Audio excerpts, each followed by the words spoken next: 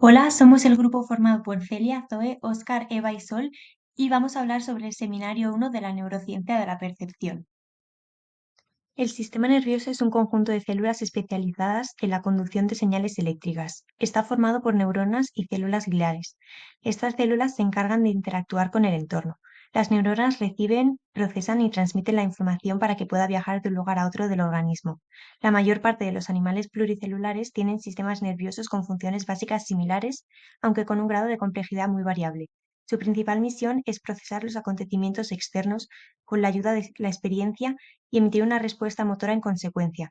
Por tanto, el sistema nervioso necesita mecanismos para percibir el entorno y para emitir estas respuestas. La percepción de estímulos visuales es la más importante en el hombre y en otras muchas especies también, puesto que estos estímulos proporcionan más información que otros. Prácticamente todo el tercio posterior del cerebro, el lóbulo occipital, está dedicado a procesar la información visual. Vamos a tratar también la audición, que se percibe gracias a la corteza auditiva, el siguiente sistema perceptivo en orden de importancia para el ser humano. Por último, trataremos la somatosensación, del tacto y del dolor y de los sentidos químicos como el gusto y el olfato. Cuando el sistema nervioso procesa toda esta información y decide responder, debe de mover algún músculo. Por eso dedicaremos el último apartado a descubrir cómo se realiza esta acción motora. Percepción visual, parte 1. Un viaje detallado a través del proceso visual humano. La percepción visual ha capturado la atención de los psicobiólogos debido a su importancia y a la proporción significativa del cerebro dedicada a su análisis. Este proceso complejo comienza con la detección de la luz por parte de los ojos humanos, que son sensibles a una estrecha banda del espectro electromagnético. La luz, en términos visibles para los humanos, se caracteriza por tres dimensiones clave: el color, la saturación y la luminosidad. El color, una propiedad esencial de la luz, se determina por las longitudes de onda electromagnéticas. La longitud de onda, la distancia entre dos picos adyacentes de una onda, se relaciona inversamente con la frecuencia. La luz puede variar en intensidad o amplitud, lo que se traduce en luminosidad. La saturación, por otro lado, se refiere a la pureza relativa de la luz percibida. Si toda la radiación tiene la misma longitud de onda, el color percibido es puro o saturado. En cambio, si la radiación contiene todas las longitudes de onda, la apariencia es blanca, completamente desaturada. El siguiente paso crucial en la percepción visual es la anatomía del ojo y la focalización de la imagen en la retina, la capa interna del ojo. La retina contiene células fotorreceptoras, bastones y conos, que desempeñan papeles específicos en la visión. Los conos, concentrados en la fobia, son responsables de la visión diurna y del color, mientras que los bastones son más sensibles a la luz y se utilizan en entornos poco iluminados. La información visual generada por la retina se transmite al cerebro a través del nervio óptico, iniciando el proceso de interpretación visual. La retina se organiza en capas principales: la capa fotorreceptora, la de células bipolares y la de células ganglionares. Los fotorreceptores se encuentran en la parte posterior de la retina y forman sinapsis con las células bipolares, que a su vez establecen conexiones con las células ganglionares cuyos axones forman el nervio óptico. El sistema retinogeniculo estriado desempeña un papel central en la transmisión de la información visual al cerebro. Este sistema es retinotópico, lo que significa que cada nivel del sistema está organizado como un mapa de la retina. Dos vías principales, P y M, se especializan en el procesamiento de información sobre color y movimiento, respectivamente. La información visual, a través del nervio óptico, llega al tálamo, específicamente al núcleo geniculado lateral dorsal. Desde aquí, nuevas neuronas envían sus axones a la corteza visual primaria en el polo occipital. Esta organización permite que cada hemisferio cerebral reciba información de la parte contralateral del campo visual. La percepción de contornos es esencial para definir la extensión y posición de objetos en el campo visual. La inhibición lateral y el aumento de contraste facilitan la percepción de bordes, haciendo que los objetos sean más distinguibles. Las neuronas en la vía retinogeniculo-estriada, con campos receptivos, desempeñan un papel crucial en este proceso, respondiendo a contrastes en su campo receptivo. El aspecto visual del color, otra dimensión esencial de la experiencia visual, se explica mediante teorías de procesamiento compuesto y opuesto. Los conos en la retina, sensibles a diferentes longitudes de onda, contribuyen a la percepción del color según la teoría del procesamiento compuesto. Sin embargo, en niveles posteriores del sistema retinogeniculo estriado se observa un procesamiento opuesto del color. Células en estos niveles reaccionan en una dirección ante un color y en la dirección opuesta ante su complementario. El campo receptivo de una neurona visual es la región del campo visual que dicha neurona procesa. Hubble y Wiesel comenzaron sus estudios sobre las neuronas del sistema visual a través de los registros de 3 niveles de la vía retinogeniculo-estriada. Primero, de las células ganglionares retinianas, luego de las neuronas geniculadas laterales y por último de las neuronas estriadas de la zona inferior de la capa cortical 4. Cuando compararon los campos receptivos registrados, se encontraron 4 características evidentes a primera vista. En primer lugar, en los campos receptivos de la región de la fóvea de la retina eran más grandes que los de la periferia. En segundo lugar, todas las neuronas poseían campos receptivos circulares. En tercer lugar, todas las neuronas eran monoculares, es decir, cada neurona tenía un campo receptivo en un ojo, pero no en el otro. Y en cuarto lugar, muchas de las neuronas tenían campos receptivos formados por una región excitatoria y otra inhibitoria, separadas por una frontera circular. Cuando Hubble y Wiesel iluminaban con luz blanca varias partes de los campos receptivos de las neuronas, encontraron 2 respuestas diferentes. Las neuronas reaccionaban emitiendo señales, bien de encendido, on, emiten disparos cuando la luz se enciende, bien de apagado, off, emiten disparos cuando la luz se apaga. No obstante, no todas estas neuronas visuales de la vía retinogeniculo-estriada reaccionaban de la misma forma. Las células con centro ON se excitan cuando la luz inhibe en el centro del campo receptivo y se inhiben cuando lo hace en la zona circundante o periferia, mientras que las células con centro OFF responden de forma contraria. Así, las células con centro ON permiten detectar estímulos luminosos de poca intensidad sobre fondos oscuros, mientras que las células con centro OFF contribuyen a percibir estímulos oscuros sobre un fondo claro. En efecto, estas células responden máximamente cuando hay contraste en su campo receptivo. El modo más efectivo de excitar una de estas células es maximizando el contraste entre el centro y la periferia en su campo receptivo, iluminando todo el centro o toda la periferia, mientras se deja sin luz la otra zona. En la década de 1960 se descubrió que existen 3 tipos diferentes de conos en la retina, cada uno con un fotopigmento diferente. Estos conos son sensibles a longitudes de ondas cortas, medias y largas, respectivamente. Aunque la codificación de colores por los conos se ajusta a la teoría del procesamiento compuesto, se ha observado un procesamiento opuesto del color en niveles superiores del sistema visual. En conclusión, la percepción visual es un proceso intrincado que va desde la detección de luz por los ojos hasta la interpretación en el cerebro. La organización retiniana, la especialización de las vías visuales y las teorías sobre el procesamiento del color ilustran la complejidad y eficiencia del sistema visual humano. Este viaje a través de la percepción visual destaca la maravilla de cómo el cerebro humano transforma señales visuales simples en una experiencia visual rica y significativa. Voy a hablar de la segunda parte de la percepción visual, que trata sobre el procesamiento de la información en la corteza visual. Bueno, el comienzo del procesamiento de la información se da en las células ganglionares, que codifican la información sobre la cantidad relativa de luz que incide en el centro y en la periferia de sus campos receptores y sobre la longitud de onda de esa luz. Posteriormente, la corteza estriada y la corteza visual de asociación realizan el procesamiento adicional de esta información. Tenemos aquí una imagen de las células ganglionares y también de la corteza estriada y corteza visual de asociación o corteza visual primaria y secundaria.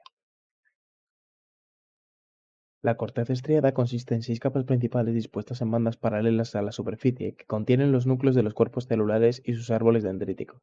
En los primates, la información del núcleo geniculado lateral dorsal entra en la capa 4C de la corteza estriada, que la tenemos aquí indicada. Desde allí se envía hacia arriba y hacia abajo, para ser analizada por los circuitos de neuronas de las diferentes capas. La corteza estriada contiene un mapa de la mitad contralateral del campo visual, ya que cada lado del cerebro ve la parte opuesta del campo visual. Es un mapa distorsionado debido a que el 25% de la corteza estriada está dedicada al análisis de la información de la fóvea, a pesar de que ésta representa una pequeña parte del campo visual. Bueno, los estudios pioneros de David Hubel y Thorsten Wiesel en la Universidad de Harvard durante la década de 1960 descubrieron que las neuronas de la corteza visual no respondían simplemente a puntos de luz, sino selectivamente a características o rasgos específicos del mundo visual. Las neuronas de la corteza estriada responden a diversas características de un estímulo visual. Como vemos aquí, estas son la orientación, el movimiento, la frecuencia espacial, la textura, la disparidad retiniana y el... Bueno, en cuanto a la orientación y el movimiento, la mayoría de las neuronas de la corteza estriada son sensibles a la orientación. Es decir, si se sitúa una barra en el campo receptor de la célula y se la hace girar alrededor de su centro, La célula responderá solo cuando la barra esté en una posición determinada. Cada neurona responde mejor a una orientación particular.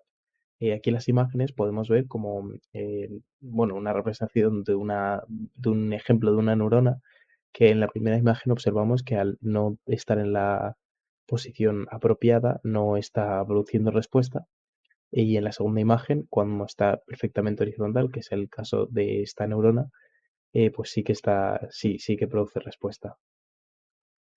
Bueno, Hubel y Wiesel hablaban de una división en las neuronas sensibles a la orientación. Ellos las llamaban células simples y complejas. En el caso de las células simples, una barra de orientación determinada podría excitar a la célula si se encuentra en el centro de su campo receptor, pero inhibirlo si está en la periferia. Es el caso de la primera imagen. Las células complejas, sin embargo, no muestran una periferia inhibitoria. Responden siempre que la barra se desplace en su campo receptor, por lo que sirven como detectores de movimiento. Bueno, la imagen no se aprecia demasiado bien porque es una imagen fija en vez de un vídeo, pero básicamente la célula simple solo produciría respuesta cuando la barra está en la posición concreta, y en la periferia de esa posición pues daría una respuesta inhibitoria. Sin embargo, la célula compleja sí que daría respuesta en cualquier posición de su campo receptor. Bueno, la frecuencia espacial se refiere a la cantidad de ciclos de cambio en un patrón visual a lo largo de una unidad de distancia angular en el campo visual. En resumidas cuentas, es la variación de la luminosidad en una imagen en relación con la posición angular. A pesar de que los primeros estudios de Hubel y Wiesel sugirieron que las neuronas de la corteza visual primaria detectaban barras y bordes, después se descubrió que la mayoría de neuronas de la corteza estriada respondían mejor cuando se situaba una rejilla de ondas sinusoidales de una frecuencia especial determinada en la zona correspondiente del campo visual. Obviamente, neuronas diferentes detectan frecuencias espaciales diferentes. Aquí en la imagen podemos ver un ejemplo de una onda sinusoidal. Bueno, la importancia de los circuitos neuronales que analizan la frecuencia espacial radica en la información que proporcionan sobre la estructura visual de una escena. Las frecuencias espaciales altas se relacionan bueno, están asociadas a objetos pequeños, detalles finos, bordes agudos, mientras que las frecuencias bajas representan áreas extensas de luz y de oscuridad. La información visual más esencial sobre formas y objetos se encuentra en las frecuencias espaciales bajas. Cuando se extrae esta información de baja frecuencia, la forma de las imágenes puede volverse difícil de percibir, pero proporciona una representación clara de los contornos y la exposición general de los objetos en el entorno visual. En cuanto a la textura, algunas neuronas solo responden a patrones periódicos, es decir, no responden al tener una barra en su campo receptor, pero sí que lo hacen cuando se le presenta una rejilla como las de la imagen de la izquierda. Son neuronas muy sensibles a las variaciones de frecuencias y de orientación. O sea, en el caso del ejemplo de la imagen de la izquierda, eh, para una neurona determinada, la B sería, o sea, produciría una respuesta óptima, y la de la izquierda y la derecha solamente la mitad de la excitación. Em, Estas neuronas proporcionan la función de percepción de superficies. Muchas superficies naturales tienen una textura rugosa con un patrón repetitivo, como es la corteza de un árbol, y de esta forma estas neuronas nos pueden ayudar a discriminar superficies que solo difieran en términos de textura. También es importante la percepción de los gradientes de textura para la percepción de distancia. La disparidad retiniana está muy relacionada con la percepción de la profundidad. Mientras que la mayoría de las señales mediante las que percibimos la profundidad son detectables monocularmente, la visión binocular nos proporciona una percepción mucho más viva gracias a la estereopsia, que es particularmente importante en la guía visual de la psicomotricidad fina. La mayoría de las neuronas de la corteza estriada son binoculares, con patrones de respuesta que contribuyen a la percepción de profundidad. Al responder a la disparidad retiniana, que son estímulos que producen imágenes en regiones ligeramente diferentes de la retina de ambos ojos, cada ojo ve una escena en 3 dimensiones ligeramente diferente. Y esta disparidad retiniana nos indica las diferencias entre ambos ojos, proporcionando una representación de la posición del objeto más exacta. En la imagen podemos ver un ejemplo de la disparidad retiniana. En cuanto al color, la información de las células ganglionares sensibles al color se transmite a través de las capas parvocelulares del núcleo geniculado lateral dorsal a células especiales de la corteza estriada agrupadas en blobs de citocromo oxidasa. En la imagen apreciamos un módulo de la corteza visual primaria. ya que la corteza estriada se organiza en módulos. Cada uno de estos rodea un par de blobs de citocromo oxidasa. Cada mitad de un módulo recibe información de un ojo, pero debido a que la información es compartida, la mayoría de las neuronas responden a los inputs de ambos ojos. Las neuronas de los blobs de citocromo, o sea, las que se encuentran en los blobs, son sensibles al color y a las ondas sinusoidales de baja frecuencia, y mientras que las que están entre blobs de CO o citocromo oxidasa son sensibles a ondas sinusoidales de frecuencias espaciales altas, a la orientación, la disparidad retiniana y al movimiento. Bueno, la percepción visual es un proceso complejo cuyo procesamiento involucra diversas regiones del cerebro, especialmente la corteza estriada y la corteza visual de asociación.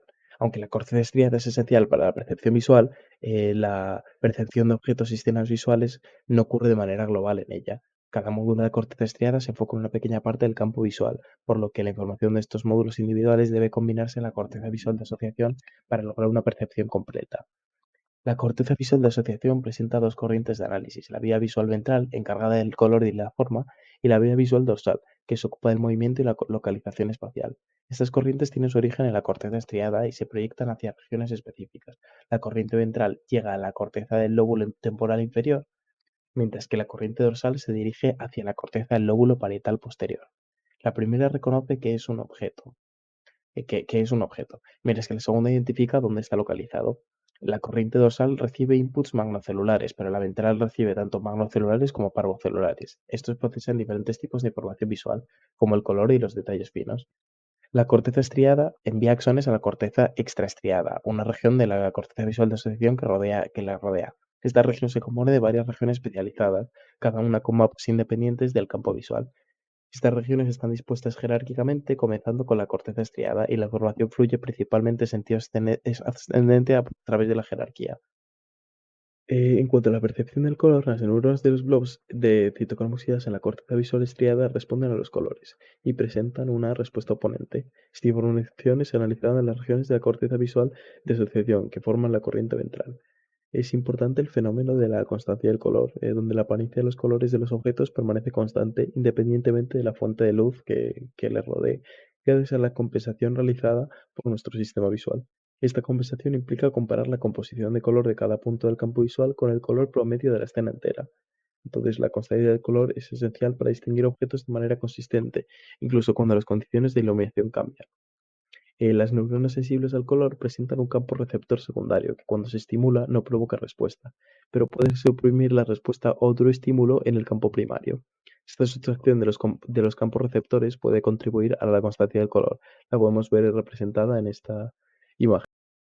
Algunas lesiones en una región de la corteza extrastriada pueden dar lugar a cromatopsia, que es una condición por la que el paciente sufre una pérdida completa de la visión del color sin afectar a la agudeza visual. Mediante resonancia magnética funcional podemos apreciar la activación de la circunvolución lingual y fusiforme, que las tenemos representadas en la imagen, en respuesta a estímulos.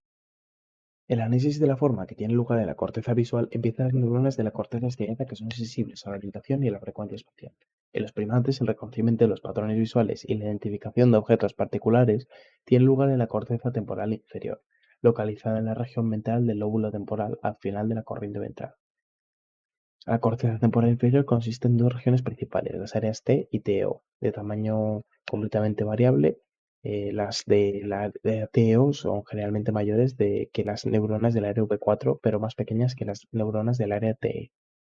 El código neural de los objetos de TEO se basa en características del objeto que son más globales que las de V4, pero no completamente globales como las de TE. El área TEO se ocupa de procesar patrones bidimensionales simples. Las neuronas del área TE tienen los campos receptores más grandes, abarcando con frecuencia toda la mitad del campo visual contralateral. Generalmente, estas neuronas responden mejor a objetos tridimensionales y pobremente a estímulos simples tales como puntos, líneas o rejillas de ondas sinusoidales. TI parece participar en el reconocimiento de los objetos más que en el análisis de las características específicas. Algunas lesiones en la corteza visual de asociación pueden causar agnosia visual, que es la incapacidad para percibir e identificar estímulos por medio de una modalidad sensorial particular. En concreto, la prosopagnosia, por ejemplo, es la incapacidad para reconocer caras particulares. Pueden reconocer que está mirando una cara, pero no distinguir de quién es esa.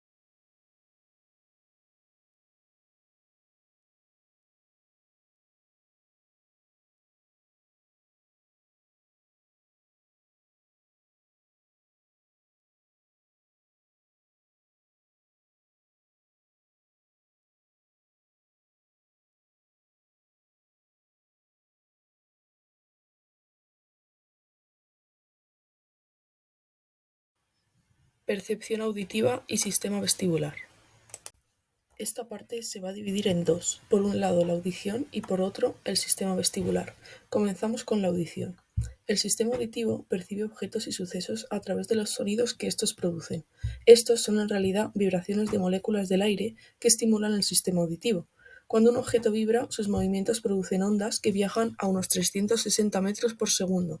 Si esta vibración oscila entre 30 y 20.000 veces por segundo, estimulan las células receptoras del oído y son percibidas como sonidos. El estímulo. Igual que la luz tiene tres dimensiones perceptivas, color, luminosidad y saturación, los sonidos varían en el tono, el volumen y el timbre. El tono viene determinado por la frecuencia de la vibración, medida en hercios o ciclos por segundo. El volumen, también llamado altura, es una función de la intensidad, y el timbre proporciona información sobre la naturaleza de un sonido en particular. Los estímulos acústicos naturales son complejos, ya que tienen diferentes frecuencias de vibración y mezclas particulares del timbre. Por tanto, las dimensiones físicas de las vibraciones de las moléculas del aire, amplitud, frecuencia y complejidad, se perciben como volumen, tono y timbre respectivamente. Anatomía del oído. Mientras que el ojo es un órgano sintético, ya que al mezclar dos luces de diferentes longitudes de onda percibimos un solo color, el oído es un órgano analítico, ya que al mezclar dos ondas sonoras de frecuencias diferentes no percibimos un tono intermedio, sino ambos tonos originales. En esta figura podemos observar la anatomía del oído externo, medio e interno. En primer lugar, los sonidos son canalizados vía el pabellón auricular, perteneciente al oído externo, a través del conducto auditivo externo hasta la membrana timpánica, o más conocida como tímpano, la cual vibra con el sonido. Después pasa al oído medio, región hueca detrás del tímpano, de unos 2 mililitros de volumen. Este contiene los huesecillos, martillo, yunque y estribo, que vibran con el tímpano. Finalmente, el estribo provoca las vibraciones de la ventana oval, que a su vez las transfiere al fluido de la cóclea que contiene los receptores. A la izquierda podemos observar la cóclea. Esta forma parte del oído interno y se encuentra llena de fluido para la transmisión de los sonidos a través del aire. Está dividida longitudinalmente en tres secciones: rampa vestibular, media y timpánica.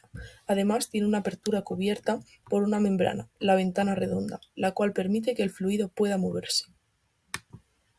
A la derecha vemos las estructuras del órgano de Corti. Este está formado por la membrana basilar, el número 4, las células ciliadas, tanto interna, que es el número 1, como la externa, que es el número 2, y la membrana tectorial, que es el número 6. Los receptores auditivos son células ciliadas unidas a través de las células de Detiers, que son el número 7, a la membrana basilar. Los cilios pasan a través de la membrana reticular y sus terminaciones se unen a la tectorial, que es rígida y se proyecta por encima de las células ciliadas. Las ondas sonoras mueven las membranas doblando los cilios y generando potenciales receptores. Debido a las diferentes propiedades físicas de la membrana basilar, los sonidos de diferentes frecuencias producen deformaciones máximas en diferentes regiones. Así, las frecuencias que componen cada sonido complejo activan las células ciliadas en distintos puntos de la membrana. Células ciliadas. Hay dos tipos de receptores auditivos: las células ciliadas auditivas internas y las externas, situadas en el interior y en el exterior de la espiral coclear respectivamente. Además de por su localización, se diferencian en que las puntas de los cilios de las células externas están ancladas directamente a la membrana tectorial, mientras que los de las internas no la tocan. Los cilios adyacentes están unidos entre sí por filamentos elásticos conocidos por unión de las puntas. Los puntos de unión con los cilios se conocen como placas de inserción y es donde se originan los potenciales receptores cuando se inclina el haz de cilios. A su vez, los axones de las células ciliadas llevan la información auditiva al cerebro por sinapsis con las dendritas de las neuronas cocleares. Las vías auditivas. El órgano de Corti envía información auditiva al encéfalo a través del nervio coclear. Las neuronas que originan los axones aferentes son bipolares y sus cuerpos celulares residen en el ganglio del nervio coclear. El extremo de uno de los procesos actúa como una dendrita, respondiendo con un potencial excitatorio postsináptico cuando las células ciliadas auditivas liberan sustancia transmisora. Los potenciales excitatorios postsinápticos originan potenciales de acción en los axones del nervio auditivo, los cuales forman sinapsis con las neuronas del bulbo.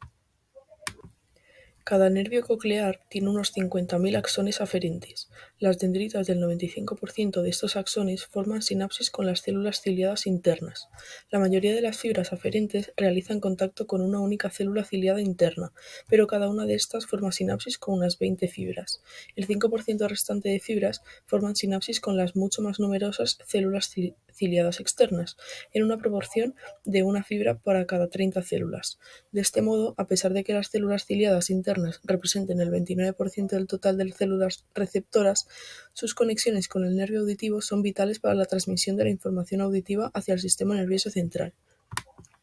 Actualmente, la mayoría de los investigadores creen que las células ciliadas externas son principalmente células efectoras, implicadas en la alteración de las características mecánicas de la membrana basilar, y de este modo influyen directamente en los efectos que las vibraciones sonoras tienen sobre las células ciliadas internas. Por tanto, el nervio coclear tiene axones eferentes y aferentes. Los eferentes se originan con el complejo libar superior, un grupo de núcleos del bulbo, por esto las fibras eferentes de este nervio constituyen el fascículo olivococlear. Estas fibras forman sinapsis directamente sobre las células ciliadas externas y sobre las dendritas que sirven a las células ciliadas internas. Representación esquemática de la vía auditiva. Como puede verse en la figura, los axones del nervio auditivo entran en los núcleos cocleares del bulbo, donde establecen sinapsis. La mayoría de las neuronas de estos núcleos envían axones al complejo libar superior, localizado asimismo en el bulbo. Las neuronas de este complejo, a través de un largo fascículo denominado lemnisco, proyectan axones al culículo inferior, situado en el mesencéfalo dorsal. Desde allí, las neuronas proyectan al núcleo geniculado medial del tálamo, el cual envía axones a la corteza auditiva del lóbulo temporal. Es de notar que las señales de cada oído son transmitidas tanto a la corteza auditiva ipsilateral como a la contralateral. Así, cada hemisferio recibe información de ambos oídos, aunque sobre todo del contralateral. También hay que tener en cuenta que la información auditiva llega también al cerebelo y a la formación reticular. Procesamiento cerebral. En los humanos, la corteza auditiva primaria se localiza en la fisura lateral, que a su vez está rodeada por unas 6 zonas de corteza auditiva secundaria. Se han identificado dos importantes principios de organización. En primer lugar, al igual que en otras regiones de la corteza Otros cerebral, tipos de la corteza percepción, auditiva primaria está somatosensación organizada en y columnas sentidos funcionales. químicos. La totalidad de las neuronas Sensación, la encontradas a lo anatomía largo de de la una piel y de penetración los vertical órganos con receptores. microelectrodos de la Cuando corteza hablamos de auditiva la primaria, como somatosensación, puede ser nos una referimos a penetración las sensaciones perpendicular a las capas corporales, que se corticales, dividen en responden el de manera sistema óptima a los sonidos exteroceptivo, del mismo que rango de son frecuencias. a En estímulos segundo lugar, externos al igual que aplicados a ocurre la con la piel, cóclea, el la sistema corteza auditiva primaria propioceptivo, está que es organizada de información manera sobre la tonotópica, posición del es decir, cuerpo, las los frecuencias se músculos, las procesan de forma articulaciones progresiva y a medida también que se encarga avanzamos de por la registrar corteza. el Como equilibrio, puede apreciarse en y esta el figura, sistema la corteza primaria interoceptivo, humana que es parece información mostrar general un de las patrón condiciones tonotópico corporales, alto, como bajo, pueden alto ser la en temperatura términos de corporal o frecuencia, la en el presión sentido sanguínea. En este antero-posterior, seminario aunque nos sigue siendo centraremos una en el dirección sistema en V más que lineal. exteroceptivo y los estímulos mecánicos, Las es neuronas de decir, la el corteza tacto. auditiva primaria, que como hemos comentado, se Para hablar de encuentra la oculta en el anatomía de la interior de piel la y de los fisura órganos lateral, receptivos, lo envían primero que axones tenemos a que la entender corteza es auditiva qué secundaria o de información recibe asociación, la piel, es decir, localizada los en la parte sentidos superior del lóbulo cutáneos, temporal. que son Se la sabe poco presión, la acerca de las temperatura, la neuronas de la corteza vibración y el auditiva dolor. secundaria, La porque la piel, respuesta aparte a de los esta sonidos puros función empleados habitualmente sensitiva, por los tiene investigadores una función de es débil e protección y una incoherente. función de Rorschach, termorregulación. Tian y Hauster se Está basaron en los dividida en 3 conocimientos capas, que son la existentes acerca de la hipodermis, la corteza dermis y visual la secundaria para epidermis, concluir que y se tiene conseguirían varios mayores tipos de éxitos en apariencia, el pero estudio nos de la vamos a corteza centrar auditiva en la secundaria piel si se vellosa, emplearan que es estímulos la que más tiene complejos. vello, y en la Ellos piel observaron que los glabra, gritos de que los es monos, la piel por lisa. ejemplo, eran eficaces en activar En la las piel neuronas vellosa secundarias, nos más encontramos que las con unas primarias. De ahí terminaciones se deduce nerviosas que la libres corteza que auditiva, al registran igual la que la visual, temperatura y el se dolor organiza de manera y jerárquica. tienen una estructura en Detección forma de de tono. cesta en la Como base de hemos los visto, la folículos dimensión pilosos perceptiva del y en tono las se emergencias corresponde con la cutáneas, dimensión física de la justo debajo de la frecuencia. superficie La de la cóclea piel. detecta la También frecuencia del nos sonido encontramos con los combinando dos mecanismos, corpúsculos de las Ruffini, frecuencias altas y que medias, que registran son vibraciones codificadas de baja espacialmente, frecuencia. y las En frecuencias cuanto a bajas, la que se piel codifican glabra, nos temporalmente encontramos por con la una tasa de mayor actividad de los complejidad, ya que axones. tiene un Von mayor uso Bekesit de mostró que tareas los estímulos motoras acústicos de complejas. diferentes Nos frecuencias encontramos hacen con que los diferentes partes de la corpúsculos membrana de basilar se Pacini, que flexionen, son los dando lugar a corpúsculos más codificaciones grandes y parciales.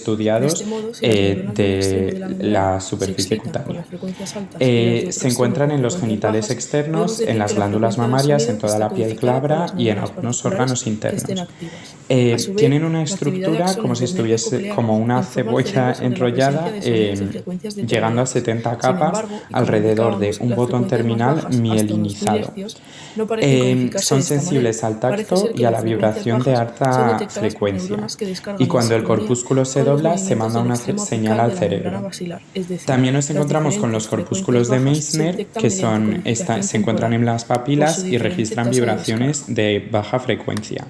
Por Detección del último, nos volumen. Como encontramos hemos con visto los anteriormente, la discos de dimensión Meckel, que perceptiva del responden volumen en o la intensidad se corresponde con la hendidura de la dimensión piel física de la amplitud. y El sonido más débil comparten la que puede ser ubicación detectado mueve a las con los trompas ciliadas corpúsculos de entre 1 y Meissner 100 picómetros. Los adyacentes. axones del nervio coclear Hay parecen que tener en informar en cuenta igual dos volumen de un funciones de estímulo la sonoro, piel para alterando su tasa de estudiar actividad. cómo Las recibe la vibraciones más información. intensas La producen primera mayor es la foco de flexión adaptación, en que el es cuando estímulo, se encuentra con un originando estímulo una mayor moderado liberación de constante, este deja de neurotransmisores, lo que producir resulta una sensación y mayor las tasa de neuronas actividad de los axones del nervio receptoras dejan coclear. de emitir Esta descargas. explicación parece Luego simple para tenemos la los axones sensibilidad a involucrados estímulos en en la codificación movimiento, espacial del tono, en este caso, que se el tono es refiere a que los codificado por receptores las analizan neuronas con que más se excitan frecuencia y el objetos volumen por que su se tasa de mueven actividad. respecto a Sin embargo, la las piel. neuronas que codifican las frecuencias más bajas lo hacen mediante su Esto tasa de descarga. implica Si una su tasa de cooperación con el actividad es sistema mayor, motor señala un tono más para alto.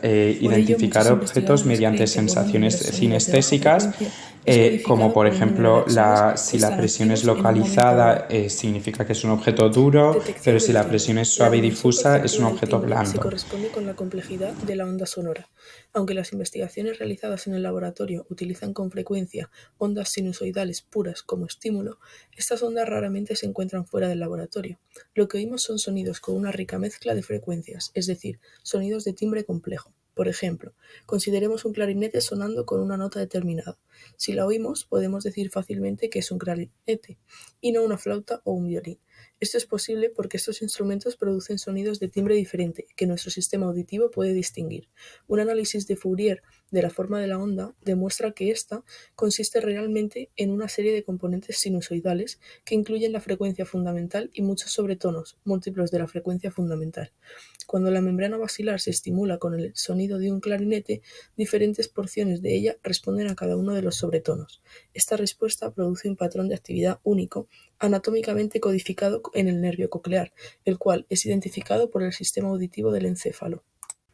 Detección de la localización espacial del sonido. Nuestro sistema auditivo es capaz de determinar si la fuente del sonido se localiza a nuestra derecha o a nuestra izquierda. Para discriminar entre delante y detrás, simplemente giramos la cabeza, transformando la discriminación en una decisión izquierda-derecha. Dos mecanismos fisiológicos separados detectan la localización de las fuentes del sonido. Utilizamos las diferencias de fase para las frecuencias bajas, menores de aproximadamente 3000 Hz, y las diferencias en intensidad para las frecuencias altas. La localización es mayor que 3000 Hz y peor debido probablemente a que ambos mecanismos son menos eficaces a esta frecuencia. Diferencias de fase. Somos capaces de determinar con precisión la localización de un estímulo o clic, gracias a que las neuronas responden selectivamente a diferentes tiempos de llegada de las ondas sonoras. Si la fuente del clic está a un lado de la línea media, la presión de la onda sonora alcanzará a un oído antes que al otro, e iniciará antes en él los potenciales de acción. Solo si el estímulo se sitúa frente a ambos oídos serán estimulados simultáneamente. Algunas neuronas, especialmente las del complejo olivar superior del bulbo, responden de acuerdo con estas diferencias en los tiempos de llegada de las ondas sonoras producidas por clics presentados a ambos oídos, es decir, binauralmente. Por otra parte, detectamos la fuente de los sonidos continuos graves mediante las diferencias de fase, es decir, la llegada simultánea a cada oído de diferentes fases de la onda sonora. De este modo, si la fuente del sonido está localizada a un lado de la cabeza, un tímpano es presionado hacia afuera y el otro lo es hacia adentro. Debido a que algunas neuronas auditivas responden solo cuando los tímpanos están mínimamente fuera de fase, las neuronas del complejo olivar superior del encéfalo son capaces de utilizar la información que aquellas proporcionan para detectar la fuente de un sonido continuo. Jeffreys sugirió que las neuronas recibían la información desde dos grupos de axones provenientes de ambos oídos. Cada neurona serviría como un detector de coincidencia. Solo si la señal llega a ambos oídos al mismo tiempo, se excitarían las neuronas situadas en medio de la fila. Si por el contrario la señal alcanza un oído antes que al otro, las neuronas estimuladas serían las más alejadas del primero. Localización por diferencias en intensidad. Cuando los estímulos son de alta frecuencia, el sistema auditivo es incapaz de detectar diferencias de fase binaurales, ya que las ondas sinusoidales tan rápidas son demasiado pequeñas como para ser medidas por las neuronas. Sin embargo, los estímulos de alta frecuencia que ocurren a la derecha o a la izquierda de la línea media estimulan a ambos oídos desigualmente.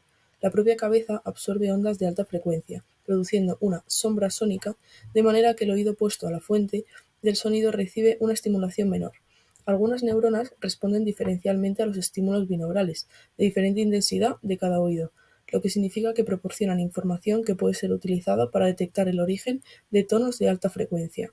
En estas dos figuras vemos la localización del sonido mediante diferencias en tiempo e intensidad. Vemos el tiempo de llegada a cada oído y la sombra sónica o debilitamiento de la señal acústica producida por la propia cabeza. Las neuronas que detectan diferencias binaurales en el volumen se localizan en el complejo libar superior lateral, mientras que las que detectan diferencias en la fase o el tiempo de llegada se hallan en el complejo libar superior medial. A continuación hablaremos de la parte 2 que comentábamos al principio, el sistema vestibular. Este sistema tiene dos componentes, los sacos vestibulares y los canales semicirculares, que representan el segundo y el tercer componente de los laberintos del oído interno, siendo la cóclea el primer componente. Los sacos vestibulares responden a la fuerza de la gravedad e informan al cerebro sobre la orientación de la cabeza. Los canales semicirculares responden a la aceleración angular, cambios en la rotación de la cabeza, pero no a la rotación constante. También responden, aunque más débilmente, a los cambios de posición o a la aceleración lineal.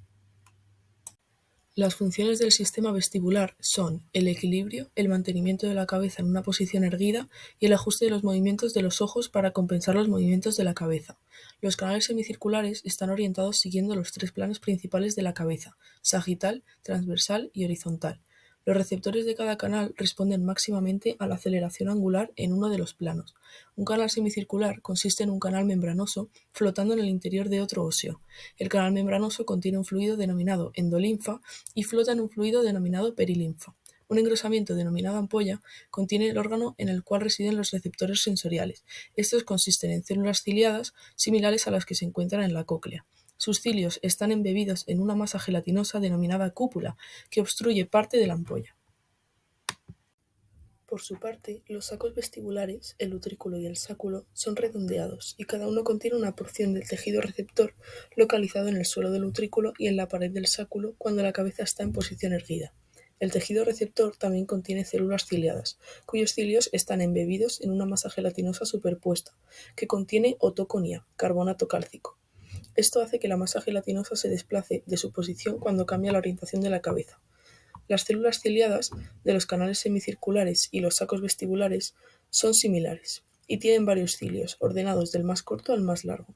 Los nervios vestibular y coclear constituyen las dos ramas del octavo par craneal, el nervio auditivo. Los cuerpos de las células bipolares que originan los axones aferentes del nervio vestibular están localizados en el ganglio vestibular, el cual tiene forma de un nódulo sobre el nervio vestibular. La mayoría de los axones aferentes del nervio vestibular hacen sinapsis en los 4 núcleos vestibulares del bulbo, pero algunos viajan directamente hasta el cerebelo. Las neuronas de los núcleos vestibulares envían sus axones al cerebelo, la médula espinal y al sistema reticular, distribuido por el bulbo y la protuberancia. También parece haber proyecciones vestibulares en la corteza temporal. La mayoría de los investigadores creen que las proyecciones corticales son responsables de las sensaciones de vértigo.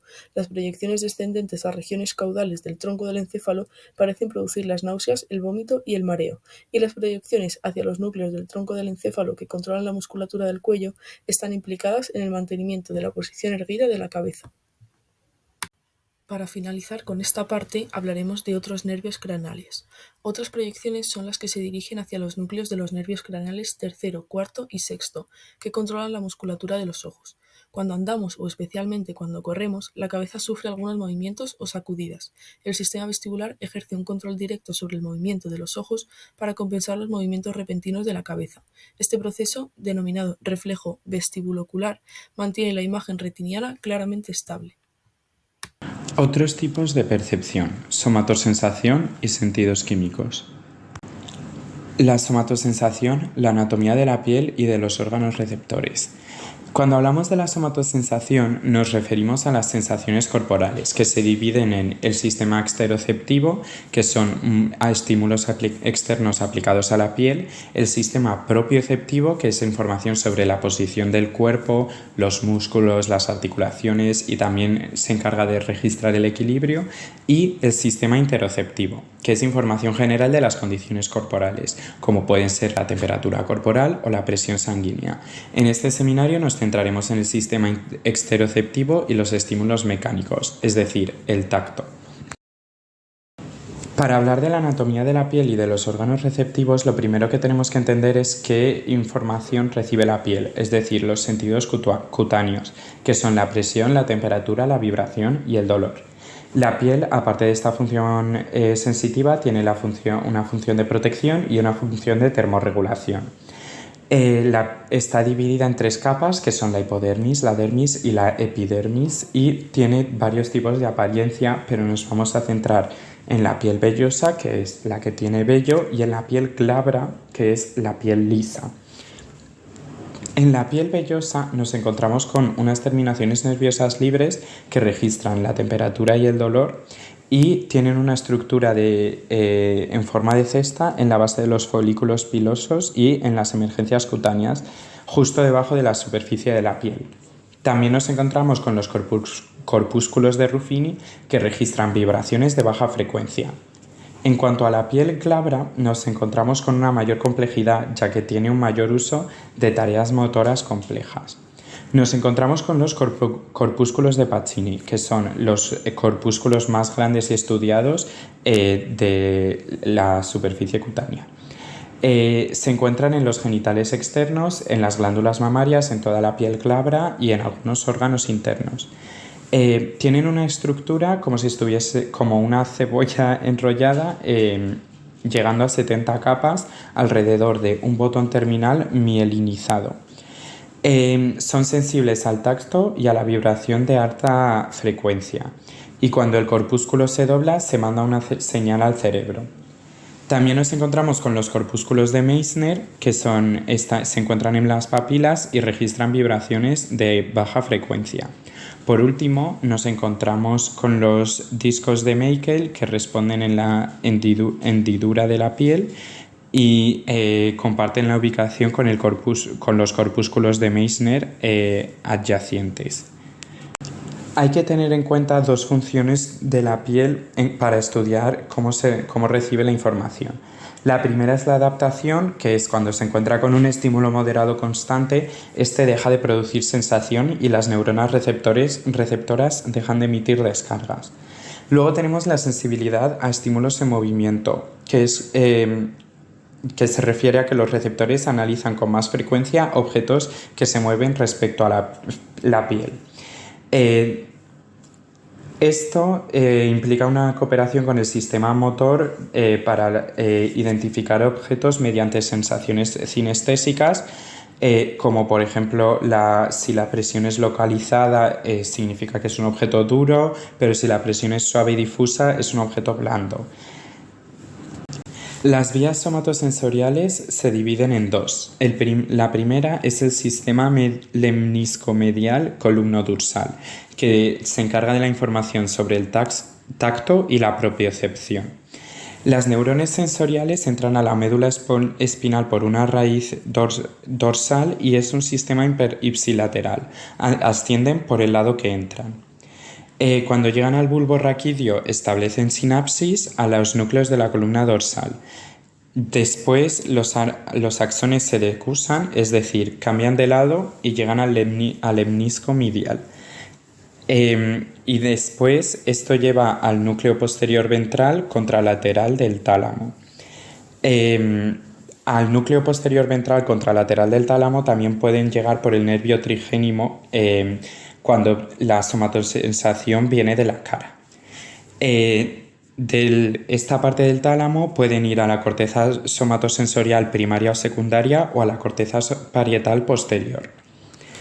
El sistema anterolateral se encarga de transmitir la información sobre el dolor y la temperatura y las neuronas realizan sinapsis en la médula espinal y algunos axones de las neuronas de segundo orden decusan, es decir, cambian de lado, y otros se mantienen en ipsilaterales. Ahí llegan a la porción anterolateral, contralateral de la médula espinal. Después pueden seguir 3 tractos diferentes. El tracto espinotalámico, que llega al núcleo posterior ventral del tálamo, el tracto espinoreticular, que llega a la formación reticular y de ahí a los núcleos parafasciculares y a los núcleos intralaminares del tálamo, o el tracto espinotectal, que llega al tectum. De cualquiera de esos tres tractos pueden llegar a la corteza somatosensorial primera o secundaria, o de nuevo a la corteza parietal posterior. El procesamiento somatosensorial ocurre sobre todo en la corteza somatosensorial primaria y secundaria. Ambas tienen una organización somatotípica, es decir, un mapa de la superficie corporal que se representa como el homúnculo somatosensorial. Está distorsionado de lo que es nuestro cuerpo físico, ya que hay partes de nuestro cuerpo que tienen más sensación que otras. La corteza somatosensorial secundaria es dorsal a la primaria y tiene entrada de información de ambos lados, que la corteza somatosensorial primaria tiene una entrada sobre todo contralateral. Estas cortezas están divididas en 4 franjas paralelas que tienen una organización somática similar, pero separada. Cada una es más sensible a un tipo de señal. Estas están divididas en columnas corticales que reciben el mismo tipo de estímulos en un campo receptivo de la misma parte del cuerpo. Aquí las neuronas se dividen en regiones antagonistas, es decir, excitatorias e inhibitorias. Primero vamos a hablar del gusto. Está muy obviamente relacionado con comer, ya que las moléculas disueltas en nuestra saliva de los alimentos llegan a los receptores gustativos en la lengua y el paladar, la faringe y la laringe. Recibimos 4 tipos de estímulos respecto al gusto, que son el amargo, el ácido, el dulce y el salado. El dulce y el salado se ingieren fácilmente, pero el amargo se ingiere más difícilmente, ya que este sabor está evolutivamente asociado con venenos alcalinos que producen algunas plantas. Los botones gustativos están formados por 20 a 50 receptores en la forma de los gajos de una naranja. Tienen unos cilios que se proyectan a través del poro del botón y están unidos estrechamente para que no entren las moléculas disueltas en saliva que se están percibiendo. En la punta de la lengua percibimos los sabores dulces y salados. En los laterales de la lengua percibimos los estímulos ácidos y en la parte posterior de la lengua percibimos los amargos. Los receptores hacen sinapsis con dendritas de las neuronas sensoriales que llevan la información al encéfalo. Estos receptores se reemplazan cada 10 días, ya que viven en un medio hostil con todas las moléculas que tenemos en nuestra saliva y nuestra boca. La información recopilada en la boca pasa por los nervios craneales 7, 9 y 10 al núcleo del tracto solitario en el bulbo. De ahí va al núcleo posteromedial ventral del tálamo y de ahí pasa a la corteza gustativa primaria, y ahí se puede dividir en 3 caminos. Puede ir a la corteza insular del lóbulo frontal, a la corteza opercular o a la parietal, y de ahí pasaría a la corteza gustativa secundaria. Se encuentra en la corteza orbitofrontal lateral. De ahí puede pasar a la amígdala, al hipotálamo o al cerebro basal adyacente. El sentido del gusto tiene una representación ipsilateral en el cerebro, es decir, los estímulos que llegan por el lado derecho se representan en el hemisferio derecho del cerebro. En cuanto al procesamiento cerebral del gusto, nos encontramos con una representación de neuronas al gusto que no parece realmente sistemática en la corteza gustativa primaria, pero sí sugiere que estén divididas en columnas. Pero se ha encontrado más información para los estímulos dulces y salados representándose de esa manera que los ácidos o amargos. Por último, tenemos la modalidad sensorial menos estudiada, que es el olfato, que tiene la función evolutiva más llamativa de identificar alimentos nocivos para nosotros. Es una respuesta a sustancias químicas que están en el aire, especializado en identificar estas sustancias y no analizarlas, ya que no tenemos un vocabulario muy desarrollado para diferenciarlas. La mayoría de sustancias olorosas son sustancias liposolubles y orgánicas, pero no todas las sustancias liposolubles orgánicas son olorosas, ni todas las sustancias olorosas son liposolubles orgánicas. En cuanto a la anatomía del sistema olfativo, nos encontramos con 50 millones de receptores en dos zonas de la membrana mucosa. Están sobre todo en el epitelio olfativo, que es el techo de nuestra cavidad nasal. Los receptores olfativos son neuronas bipolares con los cuerpos celulares en la mucosa y luego los axones en los bulbos olfativos. Los receptores, igual que en el sistema gustativo, se reemplazan, pero aquí cada 60 días en vez de cada 10, ya que también están en un medio hostil, pero no tan violento.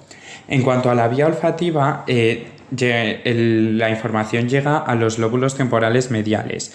La amígdala, la corteza piriforme adyacente y la vía se puede separar en dos. La primera se cree que está más ligada a la respuesta emocional que tenemos al encontrarnos con un olor y llega al sistema límbico. Y esta haría que esta vía olfativa sea el único sistema sensorial que no tiene que pasar por el tálamo para que lo procesemos. La segunda vía se asocia más a la percepción consciente de los olores y llega a los núcleos dorsales medios del tálamo y de ahí va a la corteza orbitofrontal. No se conoce mucho cómo se organizan las neuronas en estas cortezas.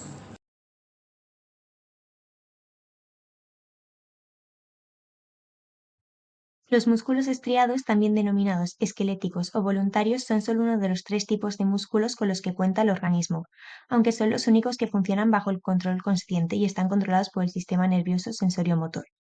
Las otras 2 clases, que son el músculo cardíaco o miocardio y los músculos lisos o involuntarios, estos últimos los podemos encontrar en los intestinos, esófago, bronquios, órganos del sistema digestivo y en la cavidad pélvica del útero. Funcionan de forma autónoma o no controlada y son controlados por el sistema nervioso autónomo. La mayor parte de los músculos estriados tienen la función de mover el esqueleto, permitiendo así al organismo reaccionar en relación con el entorno y en función de las decisiones tomadas por el sistema nervioso central. No obstante, existen músculos estriados que no desplazan ningún hueso, como los que mueven los glóbulos oculares, los que producen las expresiones faciales, los responsables de la respiración o los que controlan ciertos esfínteres del sistema gastrointestinal. Como podemos ver en la imagen, el músculo se compone de distintos fascículos que consisten en paquetes de fibras musculares.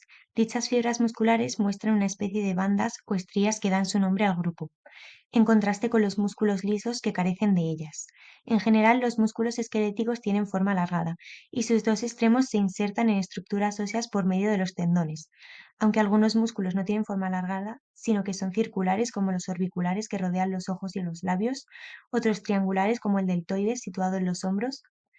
Además, tampoco todos los músculos se insertan en sus extremos con estructuras óseas, como los músculos abdominales, que no se insertan en ningún hueso, sino en otros músculos. Ahora vamos a hablar de la contracción, que es la acción principal de todos los músculos. Las estrías que muestran las fibras musculares se encuentran dentro de los sarcómeros, o unidades de contracción. El músculo se contrae gracias a que lo hace cada uno de sus sarcómeros. Las bandas o estrías corresponden en realidad a miofilamentos gruesos, que se encuentran envueltos por miofilamentos finos, que son los que realmente se desplazan. Los miofilamentos son cadenas moleculares. Las moléculas que constituyen el filamento fino tienen aproximadamente 5 nanómetros de diámetro y se denominan actina, y las que constituyen el filamento grueso, con 10 nanómetros de diámetro, se denominan miosina. El desplazamiento se produce gracias al hecho de que los extremos de los filamentos gruesos presentan unos salientes o moléculas móviles que se llaman puentes de enlace, que tienen la capacidad de engancharse y tirar de los filamentos finos o de actina. El movimiento de los puentes de enlace es secuencial, formando una especie de onda, lo que permite un desplazamiento amplio de la actina. La acción del puente del enlace es capaz de unirse y desligarse periódicamente de la actina tirando de ella. Las neuronas que efectúan sinapsis no con otras células nerviosas, sino con células musculares se denominan motoneuronas. Existen dos tipos de motoneuronas. Las alfa, que son el 70% de las motoneuronas, y las gamma. Las alfa inervan directamente las células musculares, mientras que las gamma se encuentran dentro de una especie de cápsulas o vainas finas y alargadas denominadas husos musculares, que recorren el músculo en sentido longitudinal y paralelo a las fibras musculares. La actividad de ambas tiene el efecto de producir contracción en la fibra muscular que inervan. El punto en el que el sistema nervioso entra en contacto con el sistema muscular es una sinapsis especial conocida como unión neuromuscular. Esta unión utiliza siempre la acetilcolina como neurotransmisor. Cuando la acetilcolina alcanza los receptores de la fibra muscular, se origina en esta un rápido flujo de iones potasio que salen al exterior, seguido por otro de iones sodio que entran, lo que produce un potencial de acción muscular. El proceso es idéntico a la producción de un potencial de acción en los axones neuronales. En este caso se produce además una entrada de iones calcio, que son los que desembocan los cambios moleculares que desembocan en el desplazamiento de la actina por parte de los puentes de enlace de la miosina. Una enzima metaboliza rápidamente la acetilcolina vertida en la hendidura sináptica, de forma que queda despejada para la transmisión de nuevas descargas. A medida que el potencial de acción avanza por la fibra muscular, ésta se va contrayendo, por lo que su avance es fácilmente detectable a través de un microscopio. Dicho avance es aproximadamente 18 veces más lento que el del potencial de acción neuronal. Una misma motoneurona puede inervar varias fibras musculares a través de varios terminales nerviosos. A esto se le denomina razón de inervación, y es la proporción de neuronas a células musculares inervadas.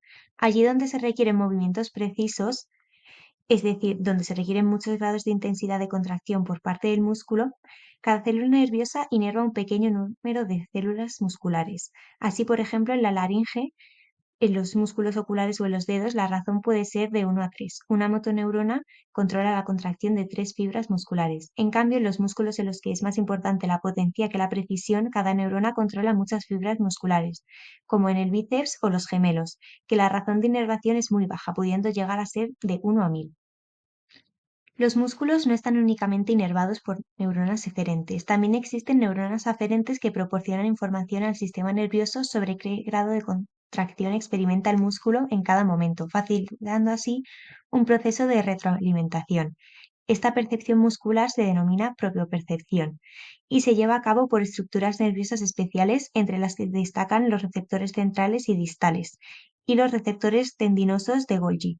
Los primeros son receptores situados en el centro y en los extremos de los huesos musculares y se activan con el estiramiento del músculo. Los receptores de Golgi localizados en los tendones se activan con la contracción del músculo. Las neuronas propioreceptoras de los músculos por debajo del cuello poseen sus cuerpos celulares en áreas dorsales de la médula, mientras que las de los músculos de la cabeza se sitúan en áreas romboencefálicas del tronco cerebral. La orden para el control de los movimientos por debajo del cuello se efectúa en su última etapa por neuronas que parten de la zona ventral de la médula espinal, donde se sitúan sus cuerpos celulares. Dichas neuronas alcanzan los músculos sin sinapsis. Los movimientos musculares de la cabeza están controlados por neuronas que parten de los núcleos de los nervios craneales. 3, 4 y 6 para movimientos oculares, 5 para masticación y 7 para la expresión facial. Son muy diversas las estructuras del cerebro que intervienen en el control de la actividad muscular. Debemos pensar que, una vez ha procesado el estímulo y decidido si procede o no una respuesta motora, la principal función del cerebro es ejecutar dicha respuesta. Y por eso no es de extrañar que una buena parte del cerebro tenga relación con la actividad motora. El control por parte del cerebro se realiza en varios niveles. La corteza motora, el sistema nigroestriado, que es una de las vías del sistema dopaminérgico, el cerebelo y la formación reticular. La información somestética, que es el tacto y la propiopercepción, puede provocar en la propia médula y sin intervención de estructuras superiores, una acción de la motoneurona. Algo parecido puede ocurrir en los núcleos del tronco cerebral que controlan la musculatura de la cabeza, aunque en este caso ya se cuenta con información visual y auditiva. Se trata de los reflejos. Algunos ejemplos son el parpadeo, evitar una llama retirando la mano, estornudar, sobresaltarse, etc. La corteza motora primaria está situada en el giro precentral, es decir, se encuentra justo delante del surco central. Existe un homúnculo motor que recuerda al homúnculo somatosensorial. El homúnculo motor refleja el hecho de que cada zona de la corteza motora está dedicada al movimiento de los músculos de una zona del cuerpo. Por ejemplo, si se activa la zona que mueve el dedo índice de la mano derecha, este se moverá. Existe una extensión desproporcionada de la corteza motora dedicada a los movimientos para los dedos y de los músculos utilizados para hablar, que debido a su altísima precisión requieren un control neuronal mayor. La corteza motora proporciona el movimiento voluntario controlado de los músculos y lo hace por dos vías nerviosas. La vía corticoespinal, con vías nerviosas de corteza motora a médula espinal, y la corticobulbar, de corteza motora a bulbo raquídeo. La corticoespinal proporciona el movimiento controlado de los músculos del cuello para abajo y la corticobulbar de los de la cara.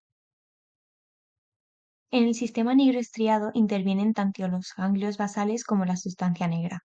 El neurotransmisor de este sistema es la dopamina, y la administración de precursores químicos de esta sustancia como la L-Dopa mejoran los síntomas de los pacientes con anomalías en el sistema nigroestriado, como por ejemplo con enfermedad de Parkinson.